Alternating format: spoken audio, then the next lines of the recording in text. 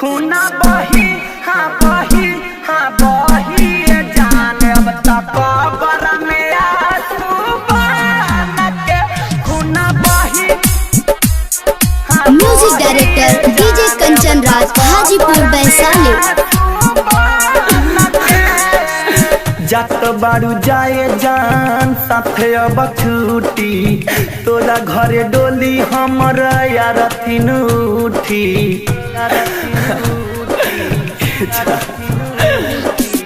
जत बारू जाए जान साथे अब छूटी, तोरा घरे डोली हमर यार तीन उठी।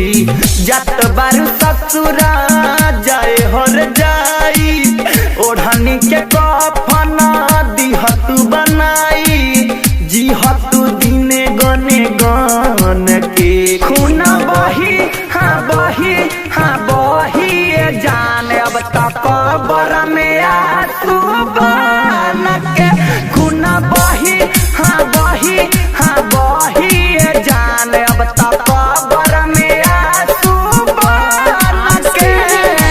एजी एंटरटेनमेंट की धमाकेदार प्रस्तुति। जान अब तक कबर में आंसू बन के। DJ Kanchan Raj, recording studio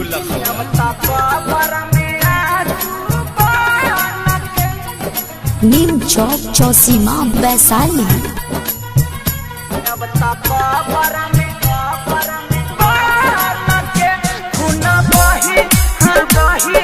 music director DJ Kanchan Raj, Hajipur Vaishali. जीते मारा देलू हो, फोटो जरा देलू हो, मुआ लो के बाद दर्द उखाड़ के खूब खुश बाड़ू तू पके अपना से दूर जा जा रहा बाद तू बिसार के। पियावा के अपना बात साली हजान में, हम तड़पम जान शमशान में, कैसे मनाइब अपन मन के खूना बही हाँ बही जान अब तक कबर में आंसू बन के खूना बही हाँ बही जान अब तक कबर में आंसू बन के।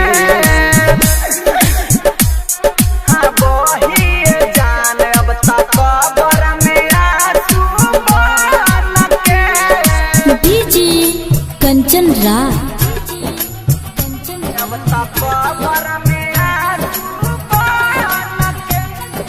नीम चौक चौसीमा वैशाली। आप सुन रहे हैं एजी एंटरटेनमेंट की धमाकेदार प्रस्तुति। खूना बही हाँ बही music director DJ Kanchan Raj, Hajipur Vaishali. रहलू दिलावा के फूल तबो गईलू तू भूल, तू बतैलू न रहे का कसूर हो, मरलू ऐसा न बान हो गईनी बीरान, रहे बोला का तोरा मजबूरी हो। राइटर प्रेमी परदेसी कहाँ जाई, पल भर में दिहालू सब ठुकराई, खूना के माथा देखी सोना के खूना बही हाँ बही जान अब तक कबर में आंसू बन के खूना बही हाँ बही जान अब तक कबर में आंसू बन के। Recording studio Lakhaura, contact number 8809872904।